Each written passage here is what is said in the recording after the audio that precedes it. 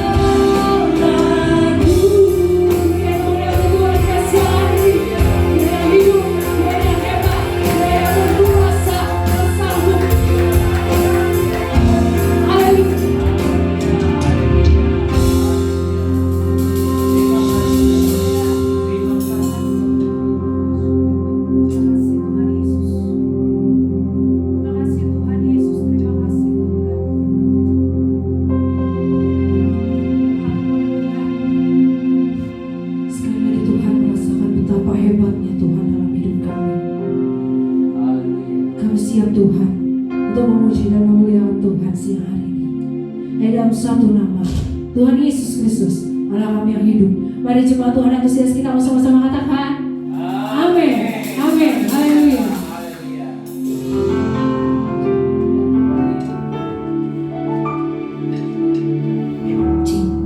Oke, masih semangat memuji Tuhan siang hari ini, amin ya. Haleluya, kita mau sama-sama katakan, datanglah ke bait-Nya, bersyukurlah kepada Tuhan. Haleluya.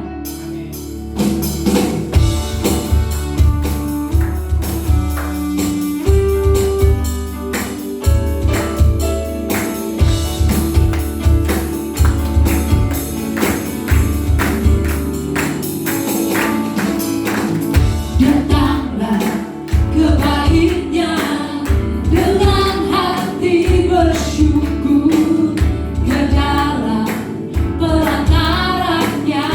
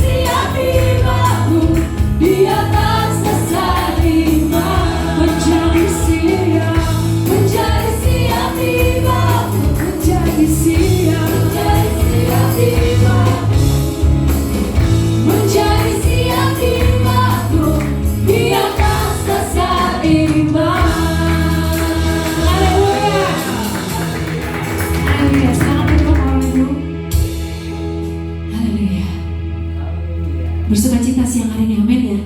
Amin. Haleluya. Oke, sebelum kita mau mendengarkan kebenaran firman Tuhan, kita mau siapkan hati kita. Kita mau naikkan pujian ini.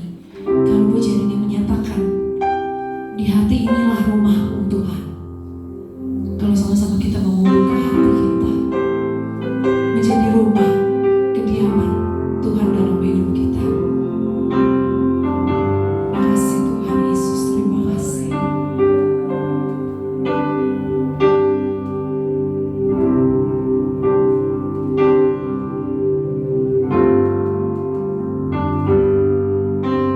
Ku jadikan hati ini untuk kediaman-Mu. Ku serahkan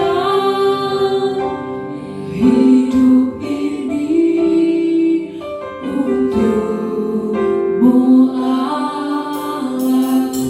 Ku jadikan hati ini untuk kediaman-Mu. Ku serahkan hidup ini untuk-Mu Allahku. Di hati inilah rumah-Mu, di hati inilah hidupku. Dimanapun ku kan berada, senantiasa Kau ada. Semua hatimu kita mau pujian yang mulia. Ku jadikan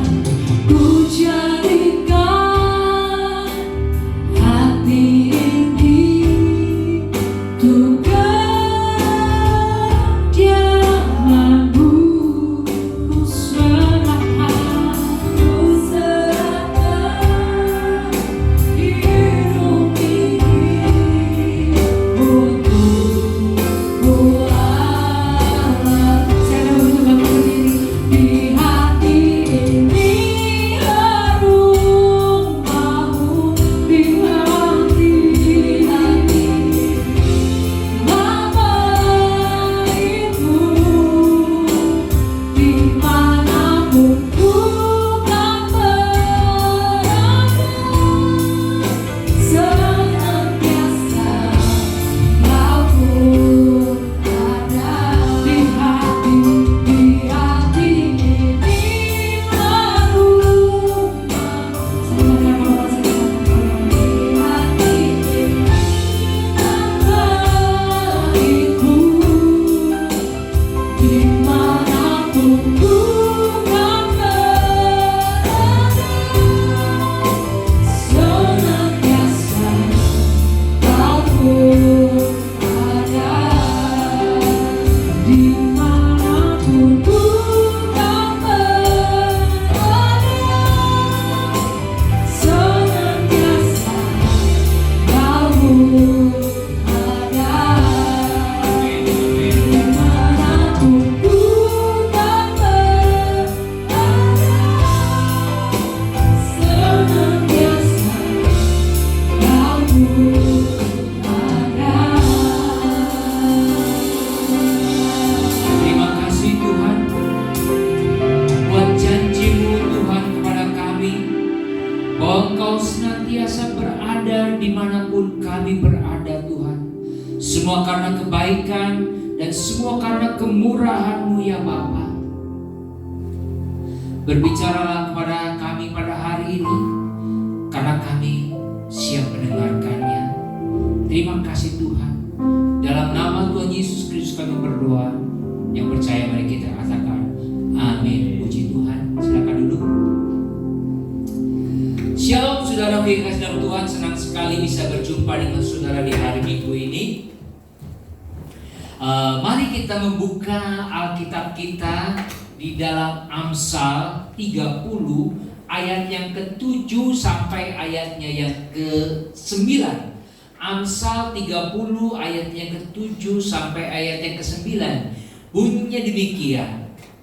Dua hal aku mohon kepadamu, jangan itu kau tolak sebelum aku mati, yakni jauhkanlah daripadaku kecurangan dan kebohongan. Jangan berikan kepadaku kemiskinan atau kekayaan. Biarkanlah aku menikmati makanan yang menjadi bagianku, supaya kalau aku kenyang, aku tidak menyangkalmu dan berkata, siapa Tuhan itu? Atau kalau aku miskin, aku mencuri dan mencemarkan nama Allahku. Saudaraku yang kekasih dalam Tuhan, ada dalam kehidupan manusia itu ada ujian. Dalam hidup manusia ini ada ujian. Ada dua. Waktu keadaan enak. Kedua, waktu dalam keadaan susah. Ada dua ujian, saudara kekasih dalam Tuhan. Kata Amsal, waktu susah godaannya itu mencuri. Waktu kaya godaannya itu bohong dan sombong. Sekarang saya mau bertanya, menurut saudara, godaan mana yang paling berat? Saat hidup enak, punya semuanya, atau saat lagi hidup susah? Mana menurut saudara godaan yang paling berat? Saat punya semuanya atau nggak punya semuanya? Menurut saya, ketika hidup lagi nggak enak semuanya. Masa sukar itu, saudara Islam Tuhan izinkan di dalam kehidupan kita untuk memunculkan karakter seseorang itu ada di dalam kehidupan kita. Ketika orang susah, muncullah ketekunan. Ketika orang susah, muncullah kepedulian. Ketika orang susah, muncullah kerendah hatian. Bukti yang paling bagus saat pandemi kemarin, orang bisa saling peduli karena pandemi, mengirim makanan, mengirim vitamin, perhatian satu dengan yang lain. Dan sukses Tuhan, melalui kesusahan orang bisa memiliki kerendahan hatian untuk melakukan semua peraturan. Di dalam kesulitan saat masalah pandemi, orang semua pasti ikutin peraturan. Saat pandemi orang bisa saling berbagi. Sekarang udah gak ada lagi. Pandemi udah gak ada, bantuan juga sudah tidak ada. Jadi ketika masa susah, orang lebih peduli satu dengan yang lainnya. Tetapi ketika masa enak, itu seringkali memunculkan hal sebaliknya. Hal yang buruk dari seseorang. Dalam masa yang enak, dalam masa kemakmuran, orang seringkali apa? Malas. Dalam masa kemakmuran, biasanya orang apa? Sombong. Dalam masa kemakmuran, biasanya orang apa? Ketidakpedulian kepada sesama itu ada. Bukan saja kepada sesama, bahkan juga kepada Tuhan. Kepeduliannya tidak ada. Iri hati dan serakah itu muncul biasanya pada saat semuanya lagi enak, semuanya lagi ada. Itu iri hati dan keserakahan biasanya sering muncul. Survei membuktikan bahwa banyak orang yang bisa sanggup menghadapi kesulitan. Surveinya itu, banyak orang yang sanggup menghadapi kesulitan. Buktinya banyak orang kaya itu berasal dari keluarga yang susah, keluarga yang miskin. Tetapi sedikit sekali orang yang sanggup menghadapi kemakmuran. Sedikit sekali orang yang bisa menghadapi kemakmuran. Dengan kata lain, bagi banyak orang, tantangan terbesar dalam hidup manusia bukan ketika dia berjuang dalam hidup susah, bukan. Tetapi justru saat hidupnya berlimpah dengan uang, punya koneksi banyak, ada kekuasaan dan punya popularitas.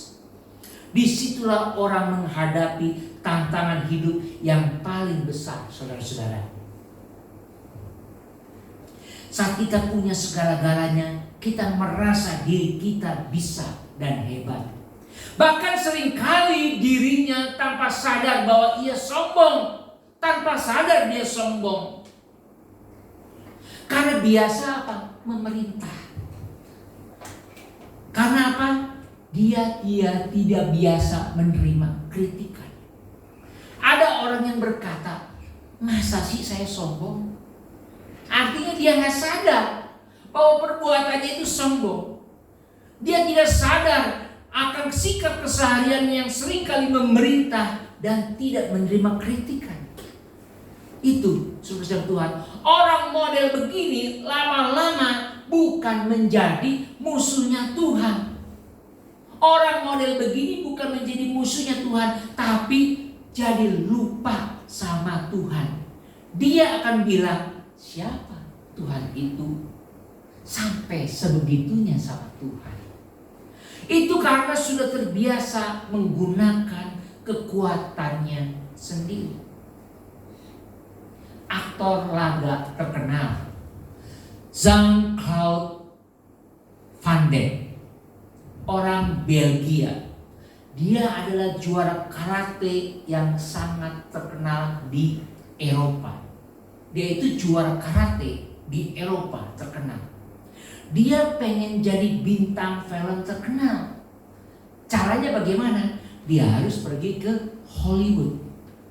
Saat tiba di Hollywood, Van Damme ini yang kita sering kali sebut, dia nggak bisa bahasa Inggris dan nggak kenal siapapun juga di sana. Jadi saking miskinnya, ini pengakuan si Van Damme, saking miskinnya dia sering kali apa? Mencuri untuk dia makan. Ini tepat seperti apa yang dikatakan Amsal. Miskin itu pasti mencuri. Dikatakan kemudian Van Damme berkata, saya hidup dalam kemiskinan, gak ada yang saya kenal. Bahasa Inggris saya gak bisa. Dia cuma punya majalah dari Eropa yang menunjukin kepada orang kalau di majalah itu ada foto cover dia. Dia itu juara 1 di Eropa. Dia pergi ke sutradara lihat, siapa lu? Dia pergi ke artis bintang film terkenal, dicuekin, siapa lu? Gua gak kenal. Saudara kasih Tuhan, akhirnya Van Damme ini mengalami terobosan, breakthrough, mengalami terobosan. Dia menjadi bintang film yang ngetop, menjadi orang yang sangat kaya raya. Dan dia bilang, kalau saya nginep di hotel, itu saya selalu di penthouse.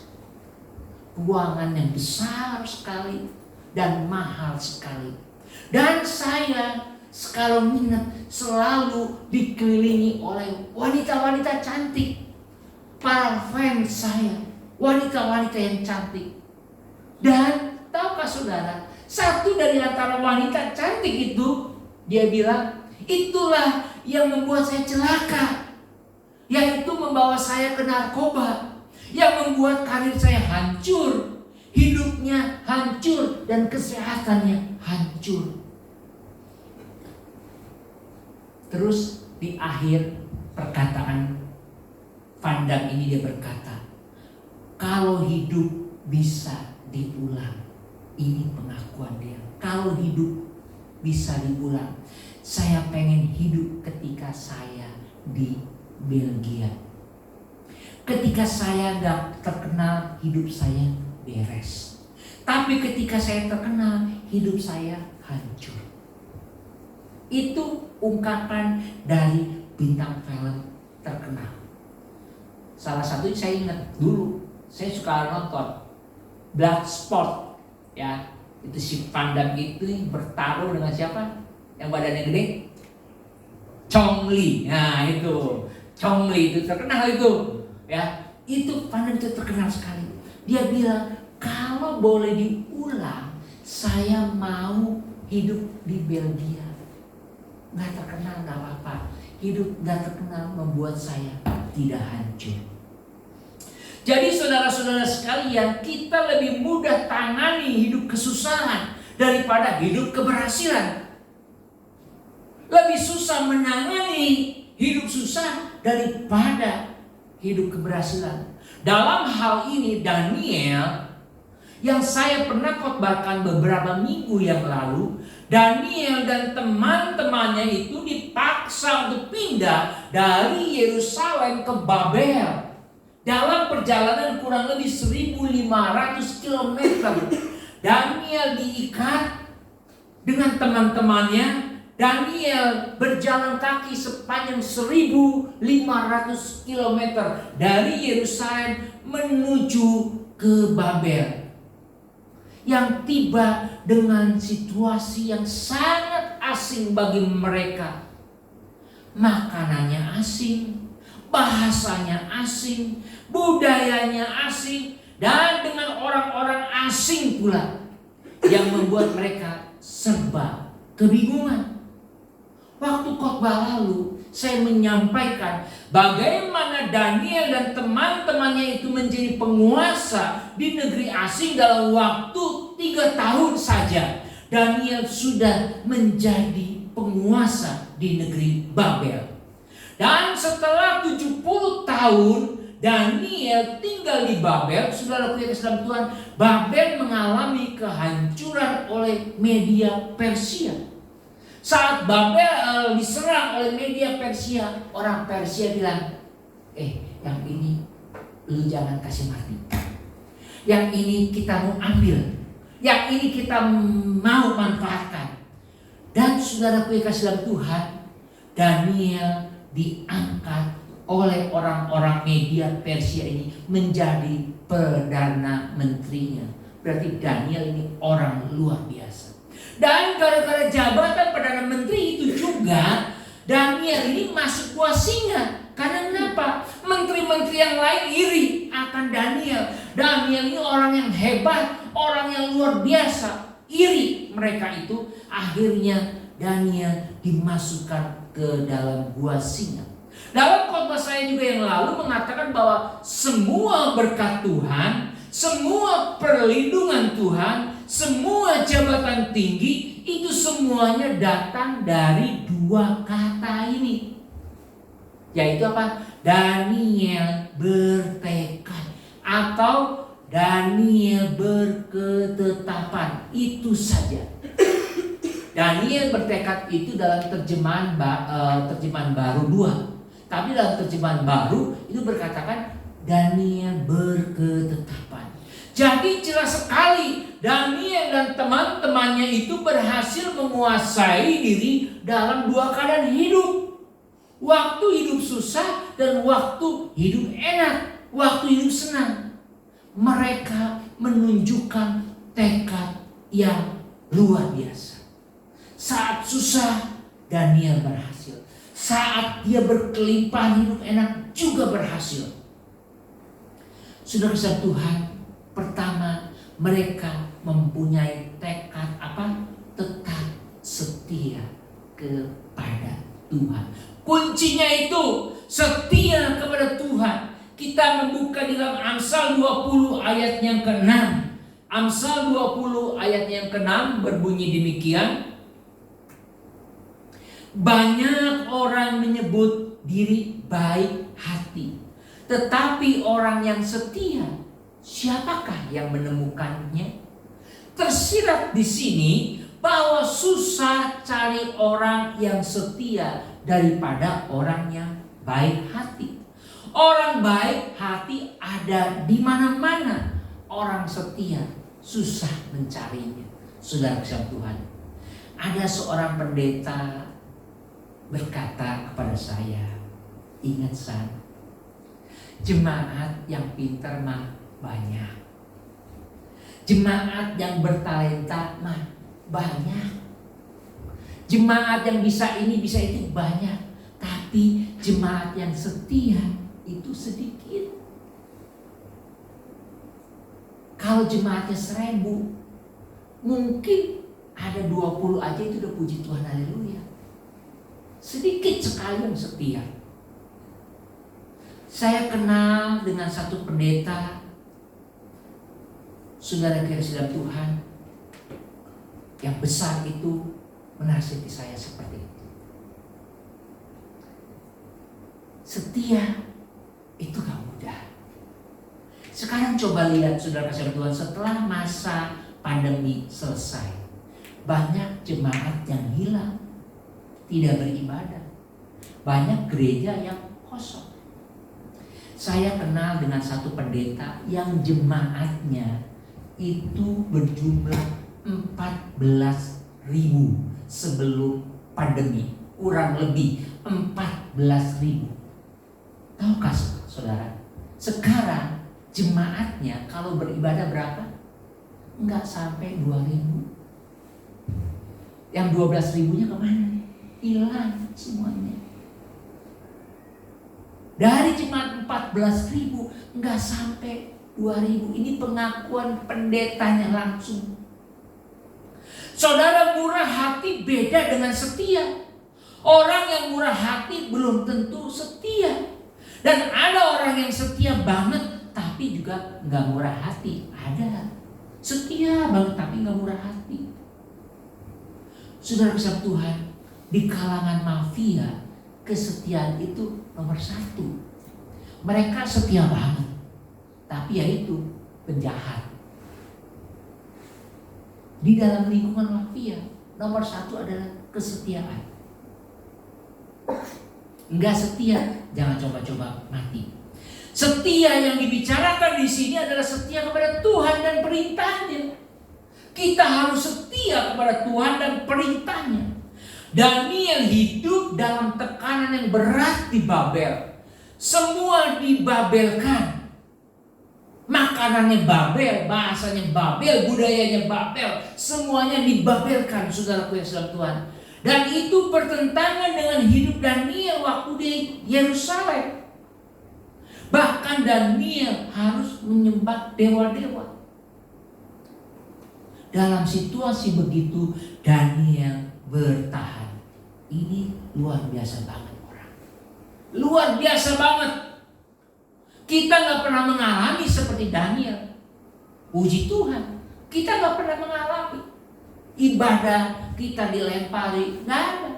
Kita gak mengalami juga saat ibadah ditangkap, gak ada. Kita gak mengalami.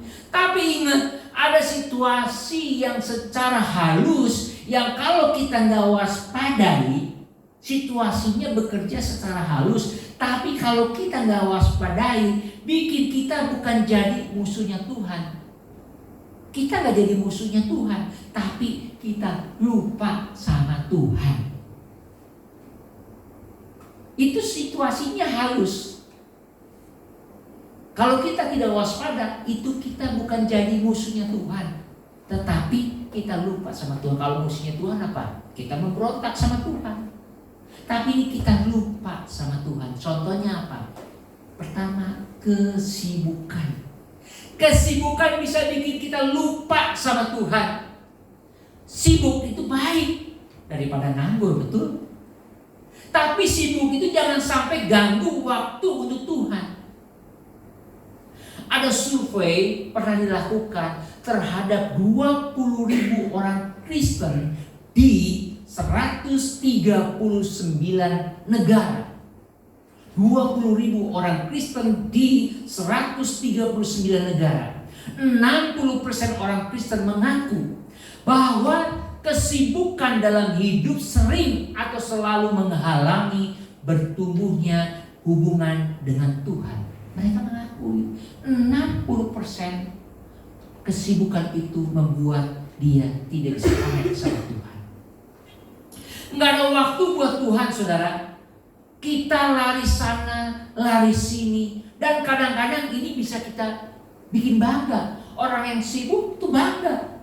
Lihat loh, gue ini sibuk loh. Kesono, kesemari, kesono. Seolah-olah waktu itu begitu sempit sekali.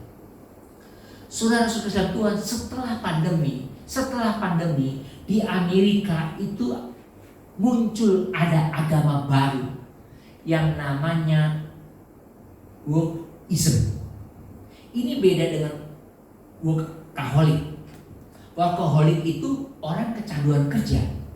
Tapi workism ini adalah orang yang belum tentu kecanduan kerja. Ini agama baru. Saudara boleh searching di Google. Tapi ini adalah orang-orang yang menganggap arti hidup, identitas dirinya ditemukan dalam pekerjaannya. Agama baru itu juga mereka sebut apa? Gospel work. Injil disebutnya. Berita baik. Injil yang baru bagi mereka. Orang Amerika bilang kita perlu lagi menemukan Tuhan di gereja, tapi di tempat kerja. Kita tidak perlu lagi menemukan Tuhan di gereja katanya. Tapi mereka bilang kita harus bisa menemukan Tuhan di pekerjaan. Di tempat kita bekerja. Sebab apa? Harga dirinya, kepuasannya, identitasnya itu ditemukan di tempat kerjanya. Ini yang dikumandangkan terus dengan slogan. Ini yang dikumandangkan terus dengan slogan. Dengarkan baik-baik. Follow your passion. Ikuti kemauan hatimu. Ini nasihat yang berbahaya sekali, saudara-saudara kasih Tuhan. Orang sering apa? Meninggalkan semuanya demi apa? Follow dia punya passion.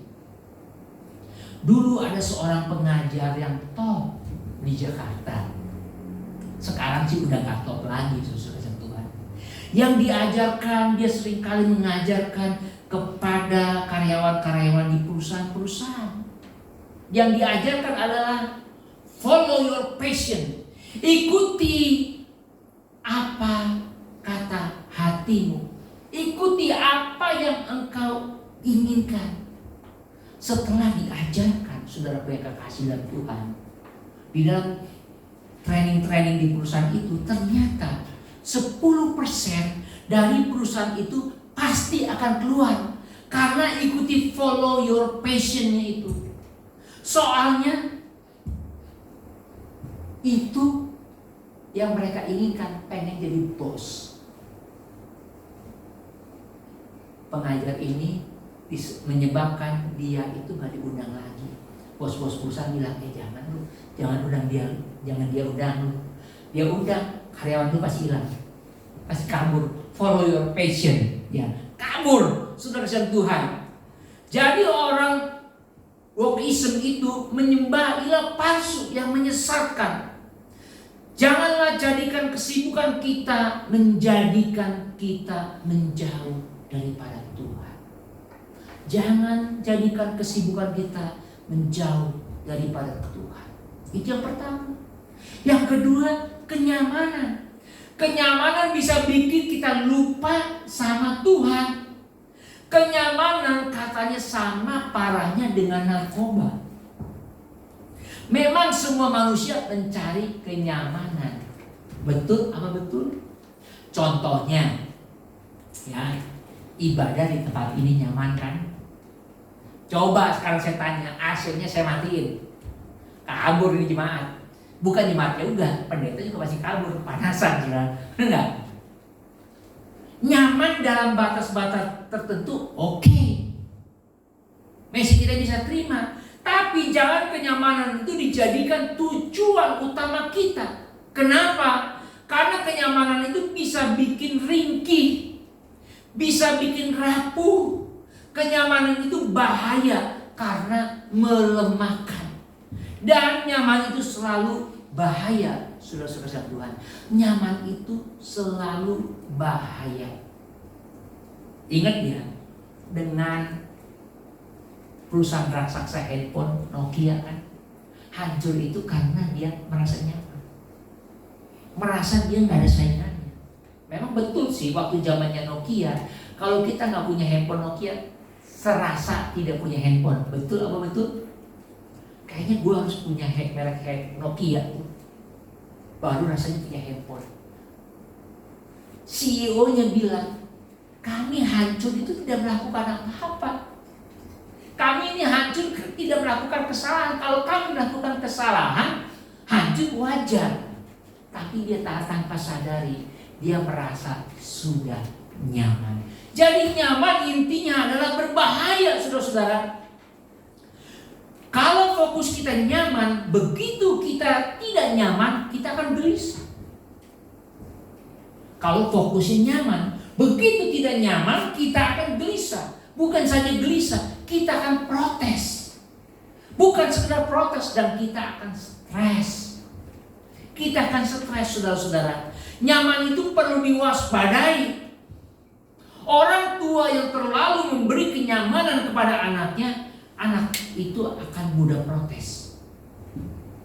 Anak yang selalu atau terlalu diberi kenyamanan kepada dari orang tuanya, anak itu akan mudah sekali protes. Kadang-kadang penderitaan itu baik buat kita. Kadang-kadang ketidaknyamanan itu baik bagi kita. Kita buka di dalam Mazmur 119. Mazmur 119 ayat yang ke-71 berkata demikian. Bahwa aku tertindas itu baik bagiku, supaya aku belajar ketetapanmu. Kadang-kala Tuhan izinkan kita hidup dalam kesusahan atau dalam ketidaknyamanan agar kita bisa belajar sama Tuhan yang akan memunculkan karakter ilahi dalam hidup kita. Ketidaknyamanan atau hidup susah itu kadang-kadang Tuhan izinkan, saudara Tuhan. Saya jadi teringat dengan Musa, yang Tuhan ajar Musa di padang untuk mengembalakan kambing domba selama 40 tahun. Padahal saudara kasih Tuhan, kalau bahasa zaman sekarang, Musa ini untuk memimpin bangsa Israel keluar dari tanah Mesir itu, Musa itu sangat mumpuni. Karena apa? Musa itu dilatih di istana, mendapatkan pendidikan kelas 1, makanan juga kelas 1, lingkungan juga kelas 1, mumpuni. Tetapi tidak, Tuhan masukkan Musa 40 tahun mengembalakan kambing domba. Sehingga melalui 40 tahun itu, Alkitab mencatat bahwa tidak ada orang yang di muka bumi ini yang lebih lembut daripada Musa, hatinya gak ada. Begitu juga saya teringat dengan Daud yang saya pernah katakan. Daud itu setelah dia diurapi oleh Samuel menjadi raja, dia harus tunggu 7 tahun menjadi raja. Padahal kalau secara hukum dia berhak untuk menjadi raja, tetapi dia tidak, dia menunggu 7 tahun. Dan menunggunya itu bukannya dia duduk tenang, ongkang-ongkang kaki, tidak. Daud itu dikatakan sebagai Tuhan, hidupnya penuh dengan bayang-bayang maut. Dia berapa kali mau dibunuh oleh Saul. Tetapi setelah 7 tahun saudara Tuhan, Alkitab mencatat tidak ada seorang raja yang hatinya melekat kepada Tuhan. Gak ada. Dan tidak ada raja yang seperti Daud, itu gak ada. Daud itu nomor 1 raja di Israel. Semuanya melalui proses. Jadi saudara punya kekasih di dalam Tuhan, kadang-kadang penderitaan, ketidaknyamanan itu Tuhan izinkan di dalam kehidupan kita. Saya juga akan mengulangi saudara Tuhan. Kenapa Tuhan izinkan kita gereja tidak mengalami pertumbuhan secara signifikan? Tuhan bisa di minggu depan penuh orang bisa antri ibadah. Tuhan bisa kerjakan itu. Tetapi bukan itu maunya Tuhan. Tuhan kadang-kadang mau melihat proses di dalam hidup kita. Adakah kita ini tetap setia kepada Tuhan atau tidak? Saudaraku yang kekasih di dalam Tuhan, itu adalah yang kedua, kenyamanan yang bisa menjauhkan kita daripada Tuhan. Yang ketiga, keberhasilan bisa menjadi penghalang kita dengan Tuhan. Banyak orang yang hidupnya berhasil lupa sama Tuhan. Lupa sama Tuhan, banyak. Tetapi Daniel dan teman-temannya tidak. dia tetap setia kepada Tuhan. Banyak orang yang berhasil berkata dan berpikir, ini adalah hasil kerja dan usaha saya. Dia tidak menyadari kalau Tuhan yang gak kelihatan itu bekerja di dalam hidupnya. Beda dengan kita. Kalau Tuhan itu kerja diam-diam, dia gak banyak ngomong. Kalau kita kerja, banyak promosi, sudah kasih Tuhan. Banyak ngomong. Ngomong sana, ngomong sini. Itulah manusia, sudah kasih Tuhan. Jadi keberhasilan juga bisa menjauhkan kita dari Tuhan. Bukannya menjadi kita musuh Tuhan, bukan, tetapi menjauhkan kita daripada Tuhan. Yang kedua, saudara Kristen Tuhan, kita melihat Daniel dan teman-temannya bisa berhasil, baik hidup susah maupun hidup senang. Yang kedua, karena Daniel menjaga kekudusan. Amsal 20 ayat yang ke-9. Amsal 20 ayat yang ke-9 berbunyi demikian. Siapakah dapat berkata, aku telah membersihkan hatiku, aku tahir daripada dosa. Ayat ini mau berkata bahwa tidak ada orang yang kudus atau suci. Saat percaya kepada Tuhan Yesus, memang kita diselamatkan. Tetapi kekudusan adalah pergumulan setiap orang percaya. Seperti yang dikatakan oleh Martin Luther, tokoh reformator, dalam bahasa Latin, simul iutus et peccator. Artinya sudah dibenarkan tetapi tetap berdosa. Saudara dan saya memang sudah dibenarkan, sudah diselamatkan, tetapi kita juga masih bisa berbuat dosa. Kita harus menjaga kekudusan. Ini yang cukup berat, bukan? Menjaga kekudusan. Bagi Daniel dan teman-temannya, kekudusan adalah jangan dinajiskan oleh makanan. Bagi Daniel, kekudusan itu tidak makan makanan yang najis. Sebab bagi orang Israel, makanan itu halalnya lebih halal daripada halal. Waduh, super ketat, sudah kasih Tuhan. Cara motongnya salah, itu haram. Kalau saudara ke Israel, ya, kita makan di restoran, bawa makanan yang tidak halal, taruh di meja, ketahuan sama yang punya restoran, tutup tuh restoran 7 hari, najis. Itu begitu ketat sekali. Kekudusan bagi Daniel itu adalah soal makanan. Tetapi sekarang kita, kekudusan adalah apa? Menjaga mulut dari perkataan yang tidak baik. Implementasi di dalam kehidupan kita saat ini adalah kekudusan menjaga daripada perkataan yang tidak baik. Sebab perkataan kita itu ada kuasanya. Kenapa perkataan kita ini ada kuasanya? Karena kita ini menurut Alkitab segambar dengan Allah. Artinya manusia itu mirip dengan Allah walaupun bukan Allah. Perkataan Allah ada kuasanya.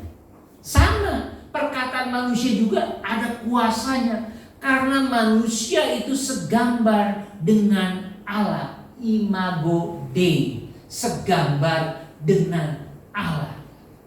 Kita harus menjaga perkataan-perkataan najis kita supaya kita tetap kudus.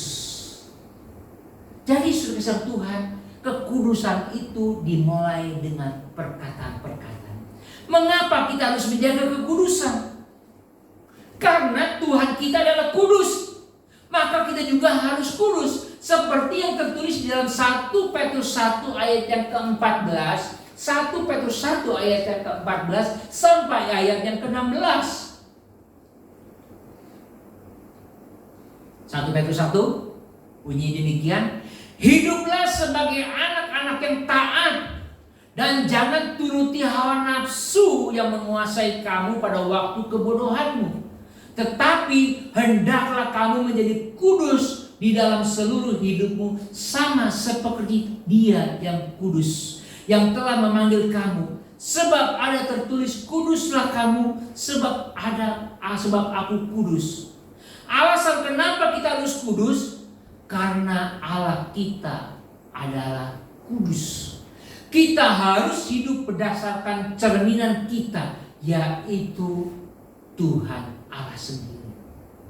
Kita buka di dalam Ibrani 12 ayat yang ke-14. Ibrani 12 ayat yang ke-14 berbunyi demikian. Berusahalah hidup damai dengan semua orang, dan kejarlah kekudusan. Sebab tanpa kekudusan tidak ada seorang pun akan melihat Allah. Kalau saudara dan saya ingin melihat Allah, seperti kuasanya, penyertaannya yang dialami oleh Daniel dan teman-temannya, kuncinya adalah apa? Kekudusan. Kata kejarlah kekudusan ini, saudara Tuhan, dalam ayat tadi itu artinya kejar seperti polisi tangkap penjahat. Itu kata yang digunakan ya dalam bahasa Yunaninya. Kata yang digunakan kejar itu adalah seperti polisi lagi nangkep penjahat. Polisi berjuang atau berupaya dengan sungguh-sungguh untuk tangkap penjahat. Nggak ada polisi yang tangkap penjahat sambil ketawa-ketawa, nggak ada, saudaraku. Atau lagi berleha-leha santai-santai, nggak ada. Dia pasti sekuat tenaga dia kejar itu penjahat. Begitu juga dengan kita. Mengejar kekudusan adalah berupaya atau berjuang dengan sungguh-sungguh untuk mendapatkannya. Dan ini nggak enak, saudara Tuhan. Ini nggak enak. Mengejar kekudusan itu tidak enak. Tapi ingat, kita akan dimampukan. Karena kita mengejarnya dengan pertolongan Roh Kudus. Tanpa pertolongan Roh Kudus tidaklah mungkin. Bukan dengan kekuatan kita. Kalau kekuatan kita pasti gagal, saudara Tuhan. Bagian kita adalah menjaga diri kita sendiri. Bagian kita adalah menjaga. Sedangkan Roh Kuduslah yang memampukan kita melakukan itu. Amin, saudara. Mari pada siang hari ini kita mau belajar. Kita bukan menjadi lawan Tuhan. Saudara dan saya tidak akan menjadi pelawan Tuhan, tapi kita akan lupa sama Tuhan. Melalui kenyamanan, melalui kesibukan, melalui keberhasilan, itu kita akan lupa sama Tuhan. Maka dari itu kita mau belajar seperti Daniel, ya. Di saat dia susah, dia tetap setia kepada Tuhan. Di saat dia senang, dia juga setia kepada Tuhan. Biarlah firman Tuhan di dalam Amsal yang tadi kita baca itu kita mau lakukan. Supaya kalau aku kenyang, aku tidak menyangkal dan berkata siapa Tuhan. Atau kalau aku miskin, aku mencuri dan mencemarkan nama Allahku. Kita mau belajar, baik hidup senang maupun susah, kita mau tetap setia kepada Tuhan. Ingat, setia itu mengandung iman, saudara Tuhan. Setia itu harus mengandung iman. Kesetiaan. Inggrisnya apa? Faithfulness. Ada kata iman. Faithfulness. Kesetiaan. Jadi saat kita setia kepada Tuhan, juga ada iman di dalamnya. Artinya kita menaruh kepercayaan kita kepada Dia. Trust. Menaruh kepercayaan kita kepada Tuhan. Dalam firman Tuhan yang sederhana ini boleh memberkati kita pada siang hari ini. Mari kita tundukkan kepala, kita mau berdoa. Bapa di dalam surga, terima kasih Tuhan buat siang hari ini.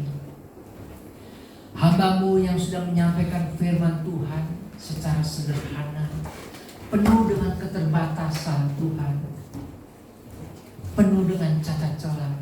Tuhan, ampunilah kami ya Tuhan. Seringkali kami bukan menjadi seteru Tuhan, tapi seringkali kami menjadi orang yang lupa kepada Tuhan. Melalui keadaan-keadaan yang kami alami ya Tuhan, biarlah kami mau belajar kepada Daniel dan teman-temannya yang tetap setia kepada Tuhan.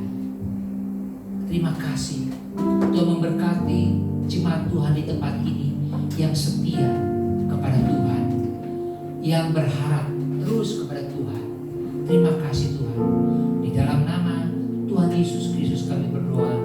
Haleluya. Amin.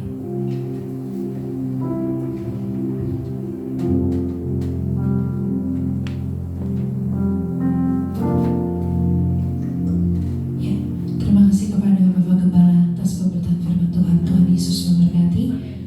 Semua diberkati firman Tuhan hari ini. Amin ya. Amin. Oke, kalau sebentar kita akan memberikan persembahan. Kita mau persiapkan persembahan kita. Kepada petugas dipersilakan untuk maju ke depan. Ya. Kita mau berdoa. Ucap syukur Tuhan Yesus kalau kami sudah berada di pertengahan ibadah kami siang hari ini. Kalau kami sudah boleh memuji, menyembah Tuhan, dan kalau kami boleh Tuhan disegarkan dengan pemberitaan firman-Mu siang hari ini.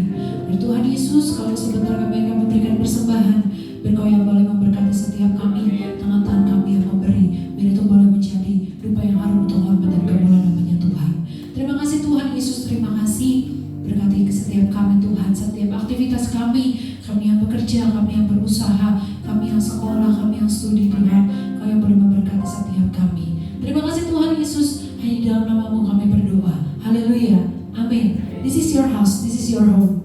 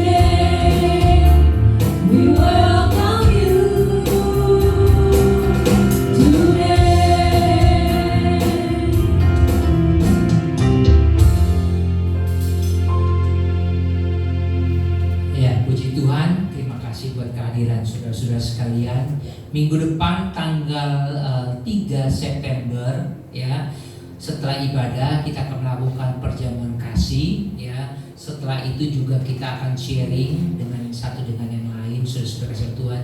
Dan juga minggu depan itu akan ada baptisan air, yaitu daripada saudara Hendy Rohendi yang sudah mengambil keputusan untuk dibaptis ya. Kalau saudara-saudara sekalian juga ada yang mau dibaptis, boleh ya ambil bagian. Nanti setelah ibadah kita akan ke Bridge Hotel di kolam renang lantai 3. Kita akan melakukan baptisan air ya. Kalau saudara yang tergerak, saudara bisa menghubungi saya untuk sama-sama hari Minggu depan kita akan dibaptis. Doa Kamis juga saudara kasih di dalam Tuhan. Ada doa malam ya tanggal 6 Kamis di tempat ini ya. Di bawah kita bisa doanya sudah kasih dalam Tuhan untuk doa hari Kamis jam 7 malam ya. Ruangan kita sudah indah, baik lantai bawah maupun di lantai atas ya. Terima kasih buat Ko Michael ya, Cina Talia yang sudah menabur, yang sudah memberikan persembahan kepada gereja ini. Saya percaya Tuhan tidak pernah berhutang kepada siapapun. Tuhan akan memberkati Ko Michael dan Cina Talia ya. Terima kasih buat persembahannya ya. Teman-teman yang lain juga bilang, oh bagus bagus ya, sekarang sudah rapi ya, bersih, yaitu semua karena pekerjaan Tuhan. Hanya nama Tuhan saja yang dipermuliakan. Saudara-saudara yang dikasihi dalam Tuhan, marilah kita tetap setia kepada Tuhan. Terus ya, diingatkan juga kita juga ruko sewa nanti habisnya tanggal 5 Maret 2024. Saudara-saudara Tuhan, itu saja. Sekarang rumah Tuhan sudah bagus, kita punya tugas yang lain lagi, yaitu mari kita undang teman-teman, undang sahabat-sahabat kita untuk beribadah kepada Tuhan di tempat ini ya. Mari kita ajak bersama-sama, bukan saja tugas pendeta, tapi tugas kita semua. Kita mengajak orang-orang yang belum ke gereja untuk datang beribadah ke gereja. Ya saudara-saudara, mari saya undang untuk bangkit berdiri. Kita akan akhiri ibadah kita pada siang hari ini. Saya percaya Tuhan pasti akan menolong kita semua. Besar anugerah-Mu.